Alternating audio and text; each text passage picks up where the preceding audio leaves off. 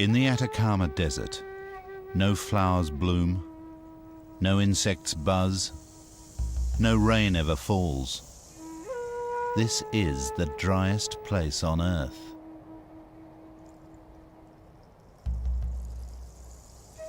Yet there was once water here.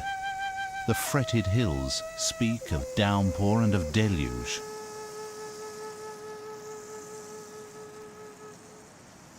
But why are these sun-baked watercourses now so utterly dry? This is the riddle of the Atacama.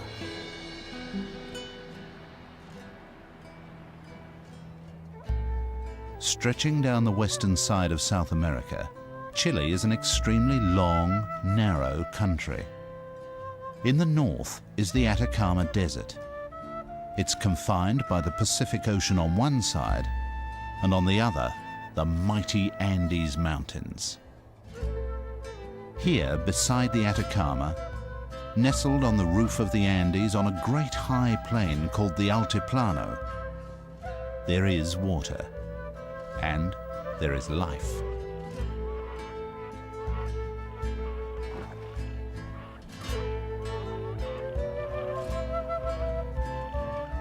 Despite the thin, oxygen-starved atmosphere and intense ultraviolet radiation, some animals lead remarkable lives at high altitude.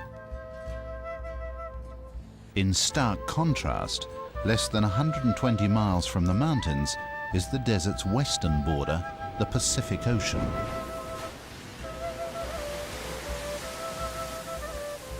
The sea's riches attract some unlikely hordes.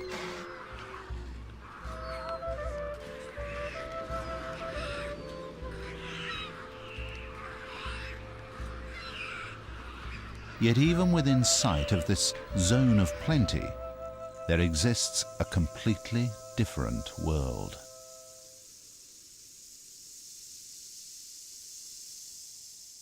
The sterile Atacama Desert is devoid of movement and of sound. Could any life exist within the desert's arid heart?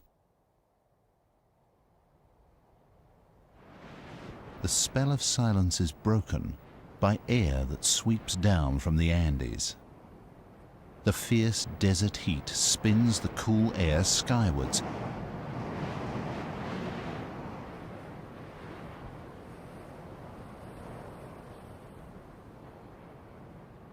At day's end, when desert colors glow, then dim, the wind finally loses its voice, and there is again utter silence in the Atacama.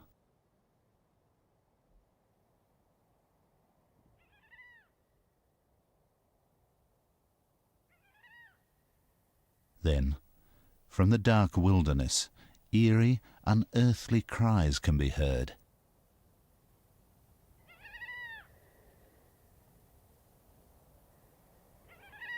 Nothing was reckoned to live out in the desert.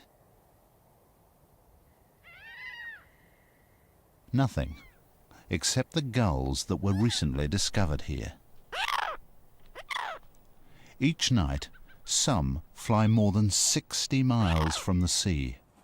Navigating with great precision, they find their partner and chicks.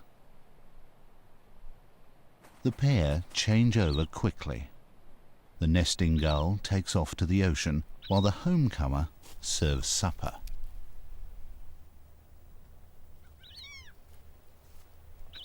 This will be the only meal that the chick will receive in 24 hours. Why do these Garuma gulls nest here, so far from food and water, and in the most extreme conditions? After feeding, these remarkable birds quickly cocoon their nestlings against the freezing desert night. Garuma gulls can withstand these cold conditions, but with the return of the new day, they must cope with the opposite problem, extreme heat.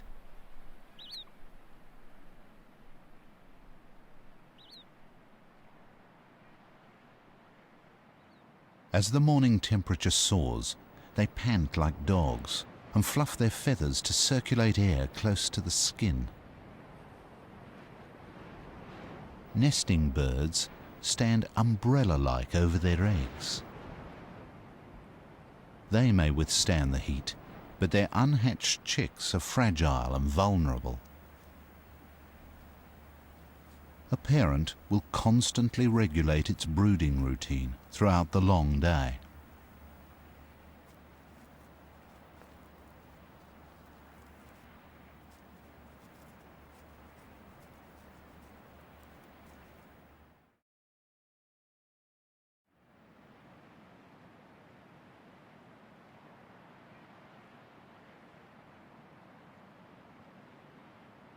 A Guruma gull's specialization for desert life begins even before it has hatched. Every chick must struggle to escape from an uncommonly thick eggshell. It's designed to prevent water loss in this harsh environment. But the thick shell slows down absorption of oxygen.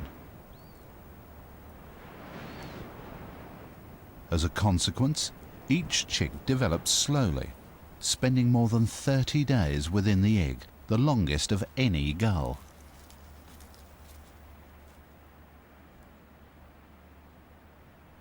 "7 days after hatching, both parents begin feeding at sea by day, leaving their chick home alone. This is the most perilous time of their lives. Every day for 2 long months, their fragile bodies will be exposed to ground temperatures of more than 60 degrees Celsius. Some make for high places in a desperate attempt to catch any available breeze.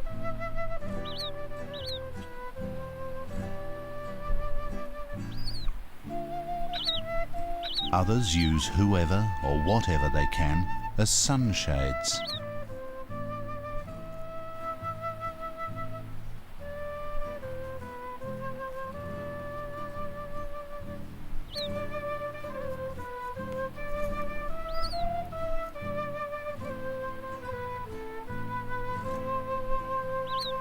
Why do Guruma gulls choose such extreme nesting sites?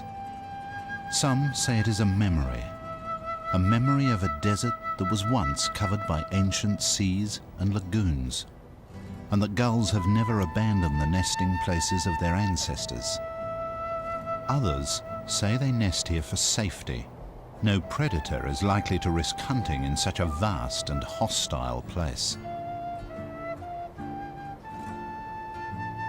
The desert is both perilous and protective, and it's only at the very edge that they return to a more reassuring and familiar world.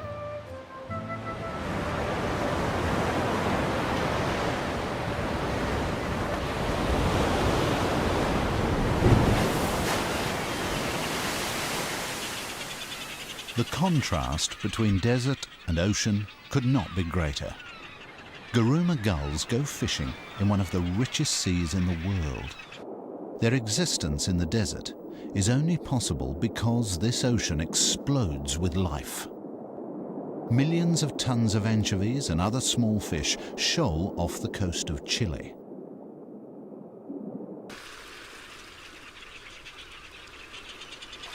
Inca terns dive vigorously on a shoal of anchovies. They take only 1 or 2 fish and run a rapid shuttle service to waiting youngsters. Unlike the desert dwellers, these chicks receive food on demand from the ocean on their doorstep. These most unusual and resplendent terns perform strict courtship rituals. A male offers an anchovy to a female, both to assure her that he is a good provider and to condition her for breeding.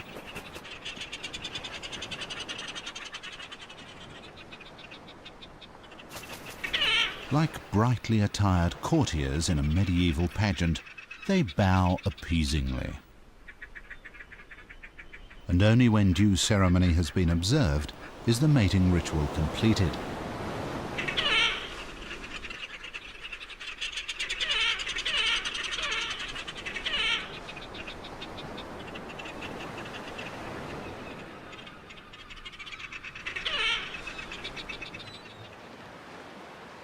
Their neighbours, the pelicans, consume a lot more of the fish.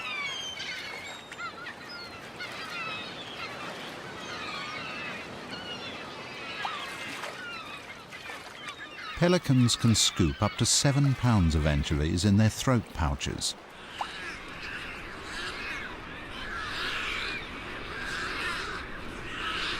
Their colonies form some of the largest concentrations of seabirds along the coast of Chile, and are very crowded, very dirty, and have the overwhelming smell of fish about them.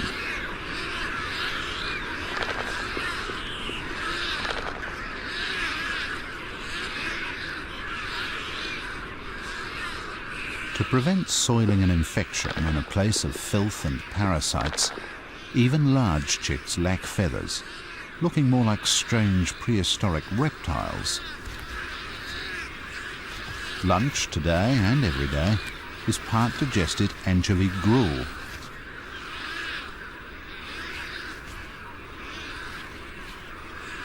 Each chick will receive around 220 pounds of fish before it's feathered and old enough to fend for itself.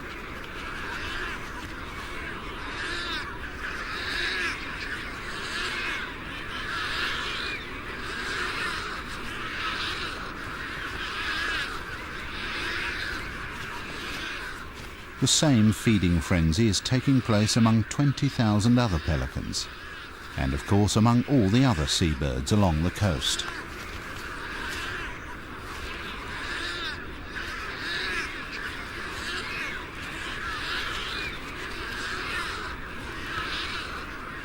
So why is the ocean so incredibly rich and able to support so much life? One clue as to why the sea is so bountiful has just arrived in the colony. It's a penguin. And it's not alone. What has brought creatures of snow and ice to the edge of the desert?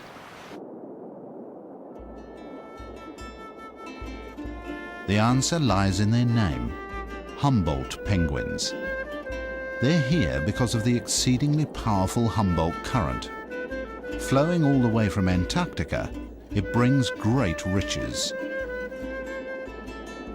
The current also brings masses of cool water. It rarely gets above 12 degrees Celsius.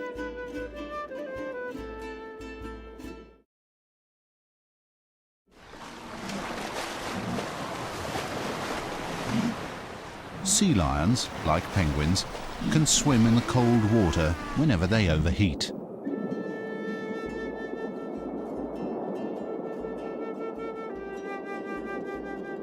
Curious juveniles perform their languid ballet in water of surprisingly low visibility. The water is cloudy because of the incredible growth of plankton, up to 4,000 microscopic organisms in every pint. Conditions are ideal for plankton growth. It's stimulated by oxygen-rich water, upwelling minerals, and the intense sunshine. This incredibly rich broth at the bottom of the food chain eventually feeds everything along the desert coast.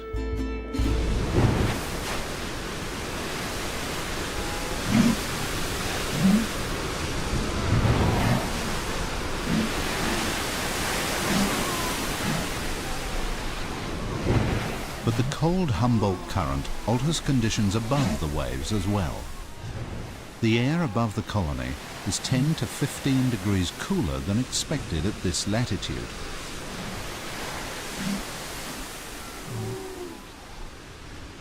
Cooler air does make life a little more bearable in the sea lion colonies. Fur coats and layers of blubber are not recommended desert wear.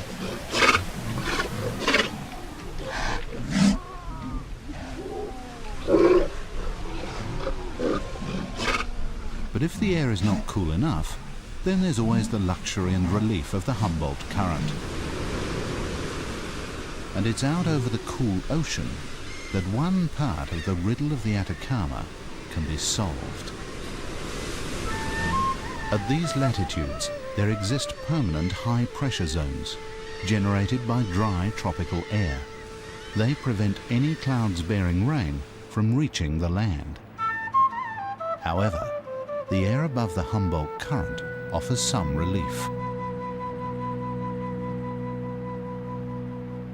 Every day, as the land heats up, clouds are drawn tantalizingly in from the ocean, where fog forms. The fog billows and swells, obscuring the sun.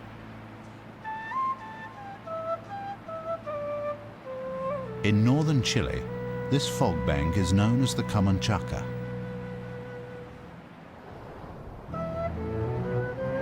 But the Camanchaca is not a totally empty gesture. Along the hilltop closest to the sea is a unique community of plants and animals.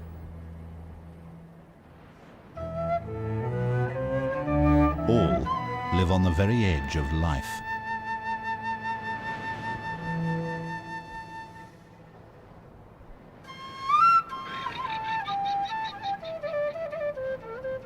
They can only exist here because of the water vapor provided by these daily fogs.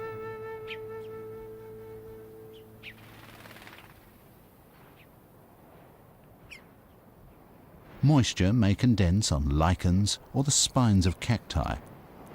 Ridged stems then funnel water down to the roots. The Camanchaca brings the miracle of life to the desert fringe, but it's a cruel and empty gesture to the parched land beyond. A few hundred yards from the coast, the fog evaporates into thin air.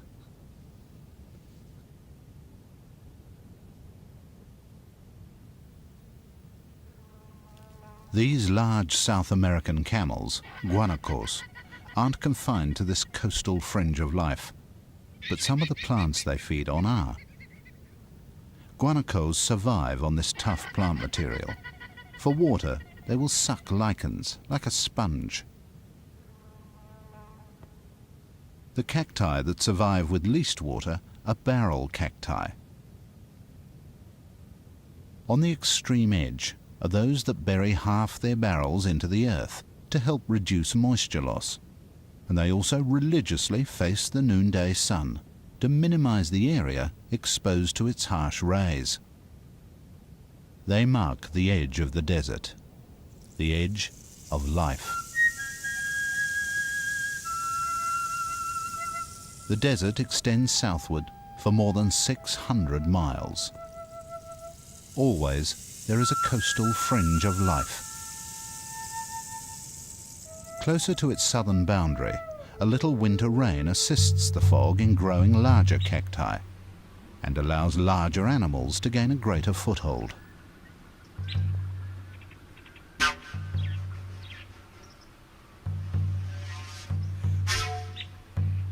The main food of the black-chested buzzard eagle are dagoos, small rodents of the desert edge.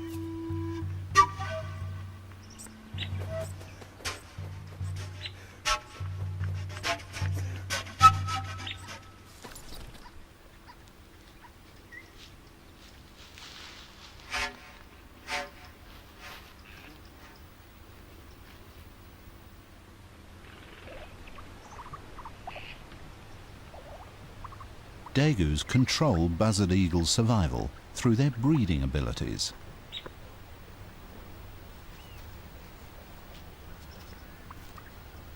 In most years, dagoos can breed to very high numbers because they're superbly adapted for life on the edge of aridity. They don't drink water, as there is none. Each animal takes its entire water needs from the plants it eats, and as these plants are very tough and dry, so the dagoos' needs are very small indeed. To prevent overheating and water loss, they emerge in the cool of the morning and again in the early evening to feed close to their burrows.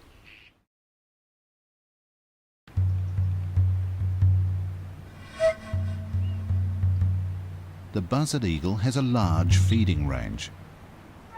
it must spend most of its time hunting. It is no longer just feeding itself. Back at the nest, there are two more.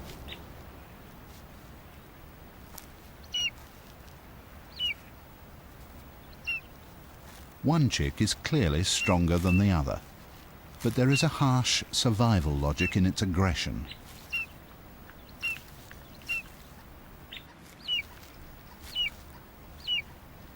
In years of little food, the bigger, stronger chick will take all and grow well.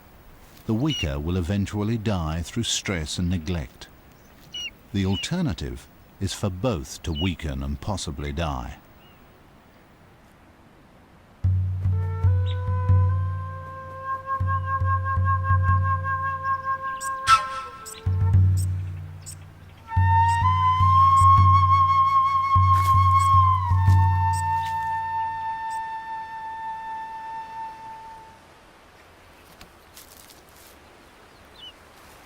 The eagle parent returning with food does not play favourites. It dismembers another hapless dagu. It feeds the nearest begging mouth, which always belongs to the stronger chick.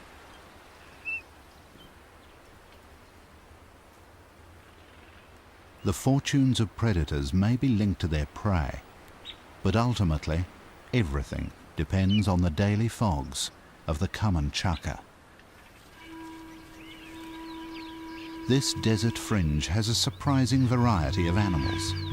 Each must find its own ways of dealing with extremes. Pinguera, the giant hummingbird, must take frequent rests while feeding. It lacks the sustained hovering ability of smaller hummingbirds. It now returns to work on its partially completed nest. It binds the soft material by smearing it with a sticky saliva. Hummingbirds require a constant and plentiful supply of high-energy nectar. If few flowers bloom on the edge of the desert, their ability to successfully breed is at risk. But avoiding peril can itself be perilous. A coffee moth caterpillar's stinging spines may not protect it from Chile's largest lizard. The Calopistes iguana neutralizes the stings by wiping the caterpillar clean. The job must be thorough, so the iguana continues in the shade to avoid overheating.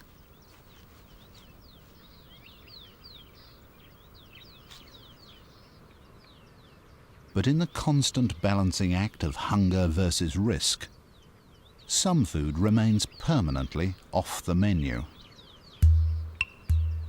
The poisoned hairs on the Chilean tarantula can become embedded in the mouths of desert animals. They know to leave it well alone.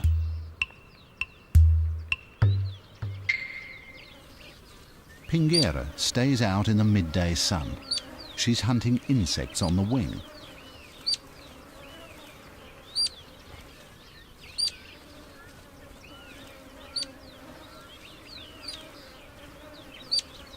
Her young chicks now require protein if they're to survive, but feeding them is an art in itself. It combines the delivery rate of a petrol pump with the aim of a sword swallower.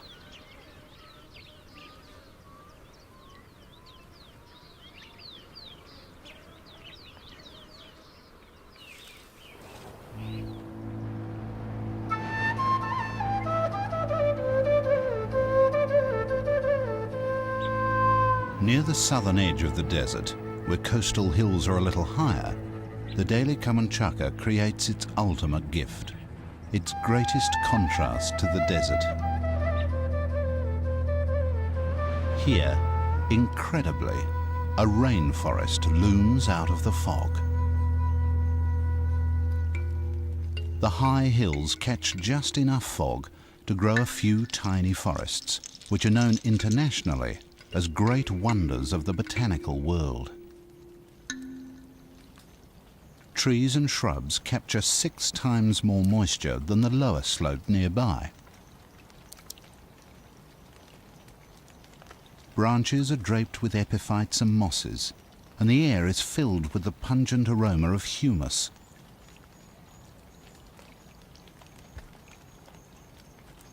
It's unbelievable that just a few hundred yards to the east, the driest desert in the world awaits.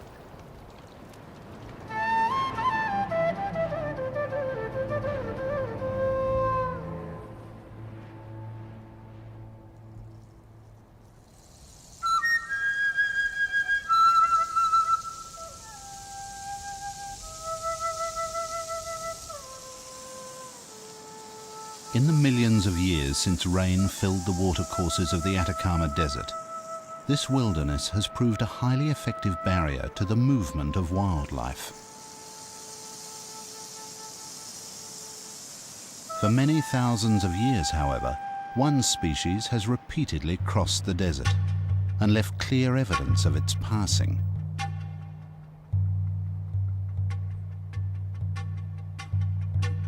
These huge geoglyphs were probably ancient signposts. But what else do these complex and mystifying patterns show? And who were the people who made them?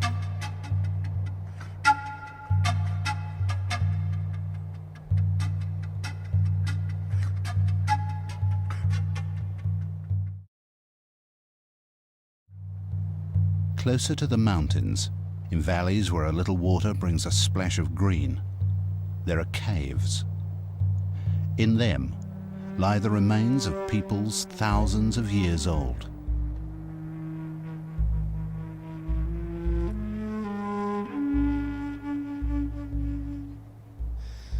The dry desert air has also preserved their art which speaks of their enduring bonds with the desert and with the mountains to the east. Candelabra cacti stand as sentries.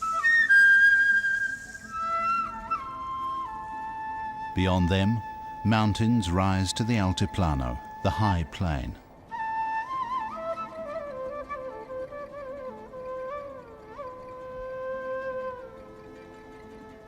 This is the home of the descendants of those mummified desert people.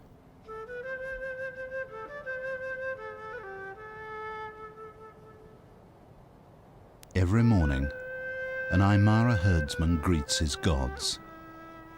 The objects of his worship are the 20,000-foot peaks of the Andes, the western edge of the Atacama Desert, and the mightiest mountain barrier in the world.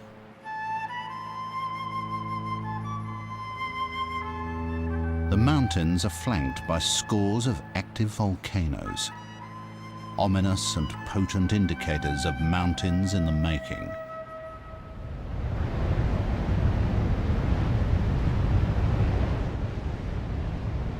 Geysers billow furiously in the coldness of early morning.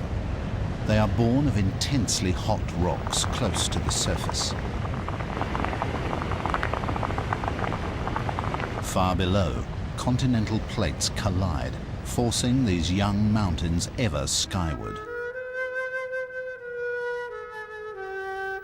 And just as the cold Pacific Ocean answers one half of the riddle of the Atacama, so the Andes answers the other half. Rain-bearing clouds from the tropical northeast are prevented by these mountains from ever reaching the desert below, the high peaks forcing the clouds to release all their precious moisture. Melted snow and rain then flow into the highest lakes in the world, some more than 12,000 feet above the sea. Here, life faces enormous extremes of ultraviolet radiation, of cold, and of thin, oxygen-starved air. Yet animals cope. The giant coot's large size probably helps them withstand the harsh climate.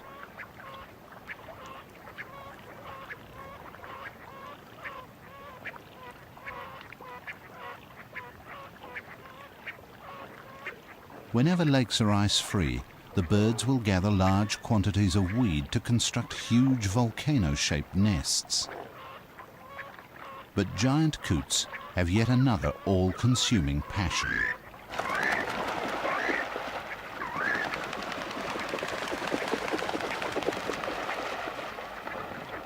Family groups are forever disputing territory. If one group crosses some invisible line in the lake, their neighbors will rush out and beat them up.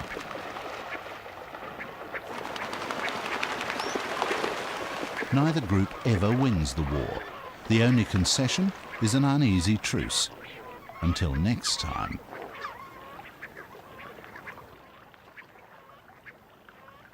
From the high lakes flow rivers and streams which create precious ribbons of green, known as bofedals. For centuries they've been lifelines for the Aymara and their flocks of llamas and alpacas.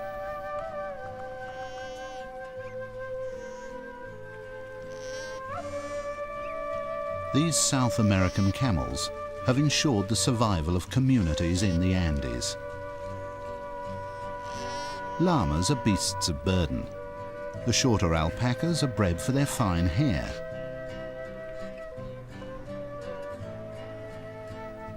Life above 12,000 feet has demanded adaptations of both the animals and the people who tend them.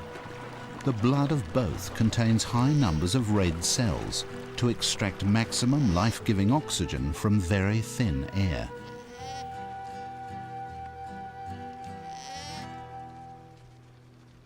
A wild type of camel also lives up on the Altiplano.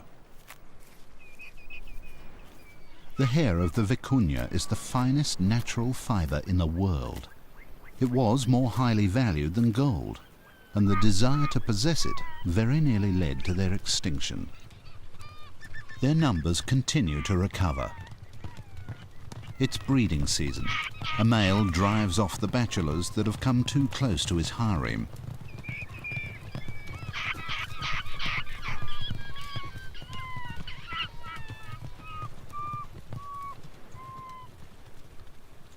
Vicuña rarely pause during these high-speed chases, which may go on for hours.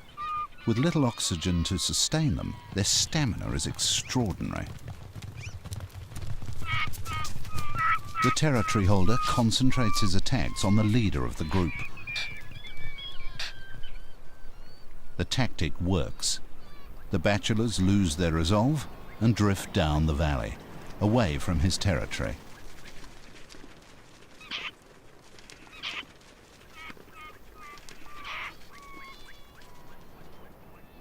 The plants are extremely tough and spiky, with little food value. Yet these remarkable animals not only survive, they're coming back from the edge of extinction. A fox is attracted to the birth of a vicuña. Vicuña births always take place in the early morning. The infant dries off and gathers its strength in the day's sunshine.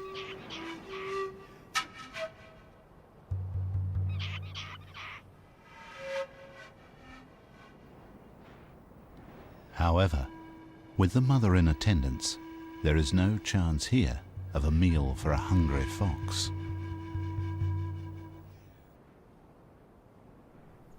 But as the supreme opportunist, the fox will take advantage of any food source.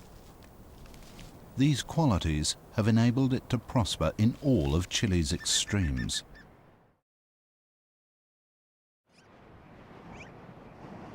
The bofedal is strewn with piles of rock, the remains of old volcanic eruptions. They're much sought after by vizcachas. These unusual animals warm themselves after another freezing night on the Altiplano.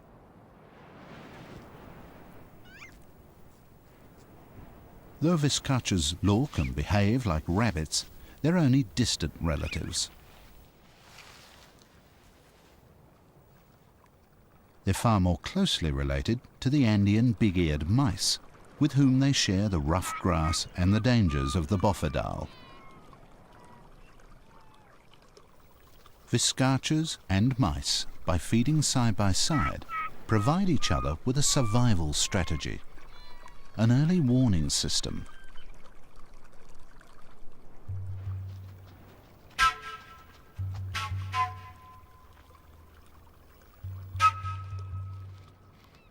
At the approach of the fox, the sentry's whistle alerts the viscachas. But a few mice fail to heed the warning.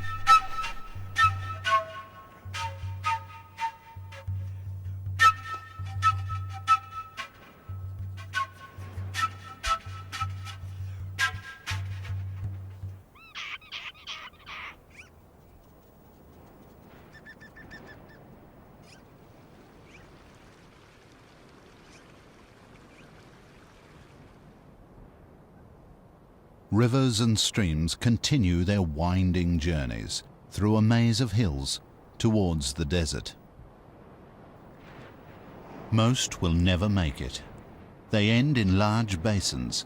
Here, water evaporates rapidly, leaving vast salt pans, stretching as far as the eye can see. There are signs of life in this desert of salt. A pink stain from a washed-up tide of algae and bacteria feeds tiny brine animals. They, in turn, feed some highly specialized birds. Flamingos gave rise to the legend of the phoenix, a bird said to live for 500 years, then built its own funeral pyre from which it rose reborn and unscathed by flames. Though their feathers are still tinged with those legendary fires, the red colour comes from a carotene pigment in the brine creatures on which they dine. 3 species inhabit the salt lakes. Both the James and Andean flamingos strain the water for the tiniest microorganisms, whereas the Chilean flamingo feeds according to its Spanish name, flamenco chileno.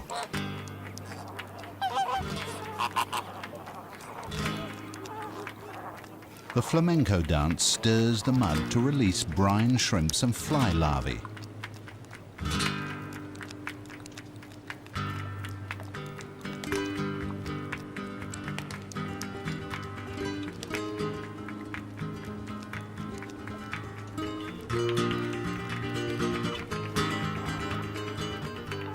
Other birds perform ballets of the brine lake.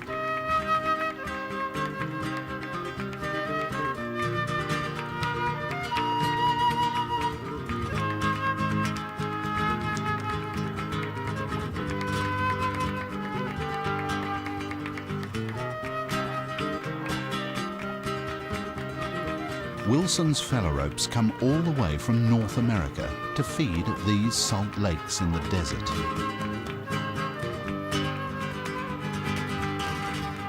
Others live nearby all year round, like Andean geese. But whatever the bird, and by whatever means, scythe, sieve or spear, they all reap the harvest of the salt lake.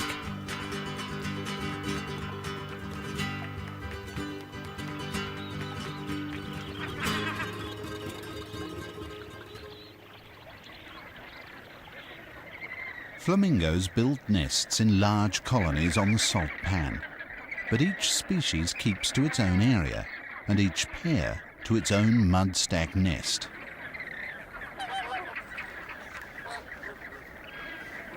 Young chicks are unable to feed themselves.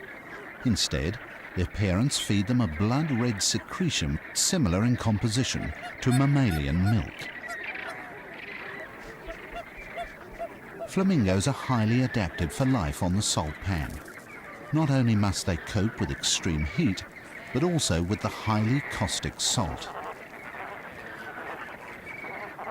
As chicks grow older, they gather in large groups for mutual protection. They're easily startled. A gust of wind is enough to send them into a stampede.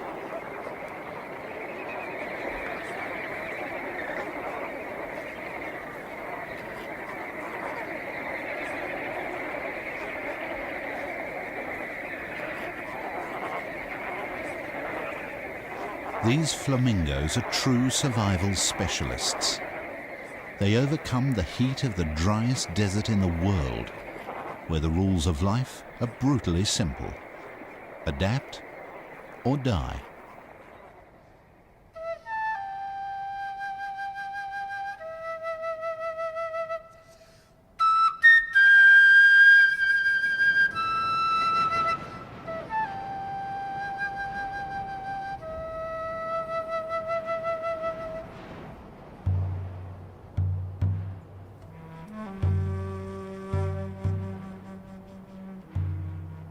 The skeleton of a mule, one that was given its freedom in the desert. Without food or water, it perished, its flesh baked to powder by sun and wind. The mule was one of many working animals released when the nitrate industry here collapsed earlier this century. At its peak, 45,000 workers at 170 sites mined huge deposits of nitrate salts, laid down millions of years ago when the desert lay beneath the sea. Fortunes were made, just as easily as lives were lost. And although the nitrate industry went bust, another boomed.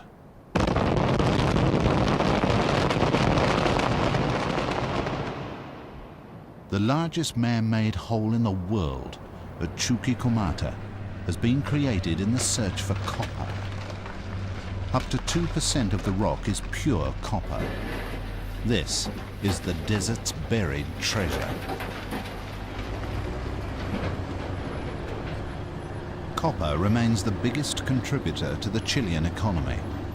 Ore is taken out of the ground at the rate of 500,000 tons a day. And pure copper rolls out of the desert on huge, never-ending wagon trains. Technology and profit keep people in the Atacama. Should either fail, then they will leave.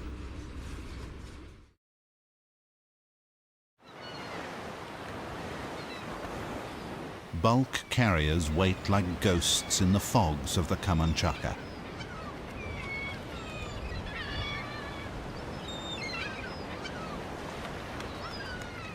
Of all of northern Chile, it is the sea that is the least extreme place to live. The cool and powerful Humboldt current brings riches beyond belief from distant Antarctic oceans. These riches attract a great variety of predatory fish and marine mammals to the edge of the desert. But they're not the only hunters of the deep.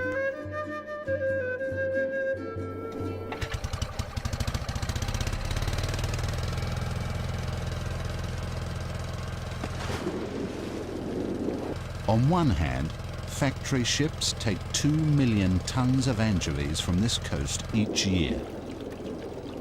On the other, a solitary diver on the end of a breathing pipe gathers what he can. Such is the bounty that even he may gather more than 100 species of fish and shellfish. One of the most highly prized delicacies is the loco, an abalone-like shellfish. The riches to be had in the kelp beds and rocky bays along Chile's desert coast sustain more than 30 towns and villages.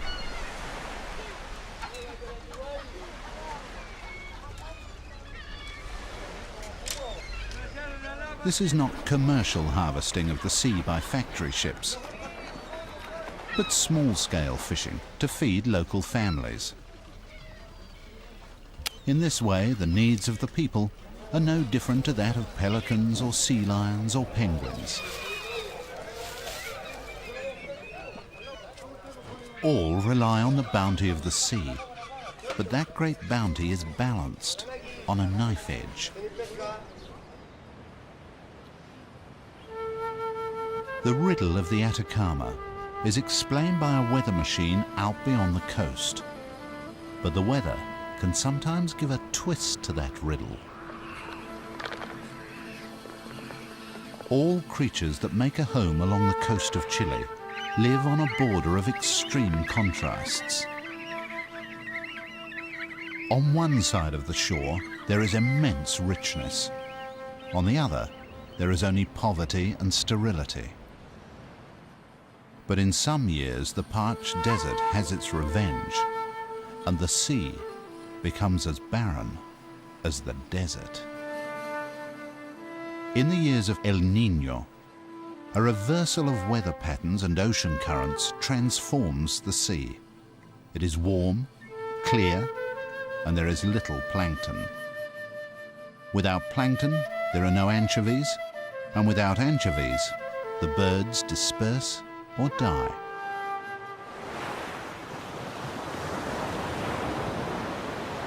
The good years are so good for the Humboldt penguins that they breed twice. This is also a good insurance policy against hard times. Each day they come ashore late in the afternoon when the sun's heat is less fierce.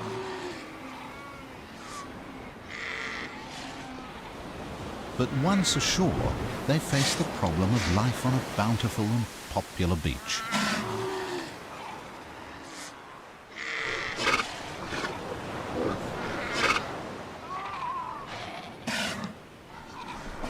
To reach their nests, they must thread an uncertain path through a colony of tetchy sea lions.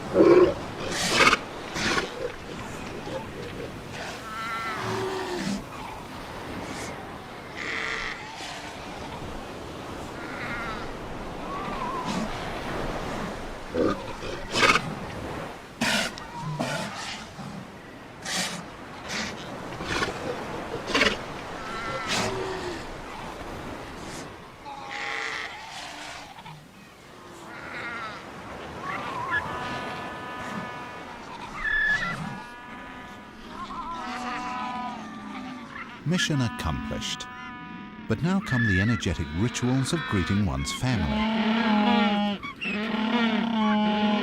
This frenzy of calling, preening and courting comes at the end of a day when a penguin may have had to swim 30 miles to fill its belly with fish, a very long way for a small bird. But in bad years they may swim 2 or even 3 times that distance and still come home hungrier than when they left.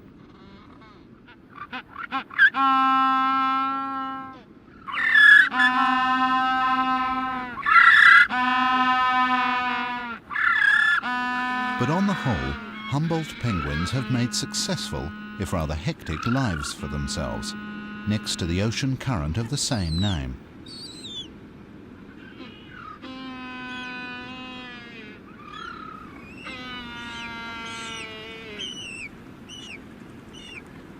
For penguins, the benefits of good years always outweigh the risks and disasters of bad ones. But further along the shore, there are birds for whom every year involves huge risk.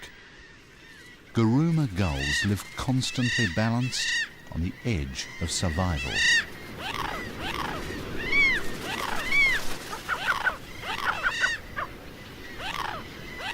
Some have chicks waiting in the desert. Others are still courting and mating. Finally, in the late afternoon, they take off on their long journey. In order to conserve energy, the Guruma gulls ride thermals. This enables them to spiral to great height before striking out on their epic flight into the desert.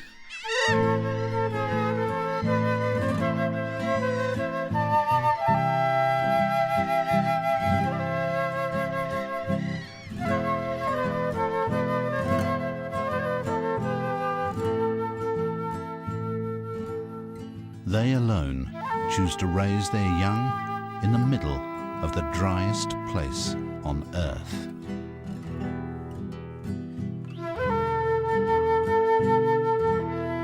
Whether they do it to escape the clutch of predators or in memory of the shores of ancient seas may be another riddle. But their endurance here is truly heroic.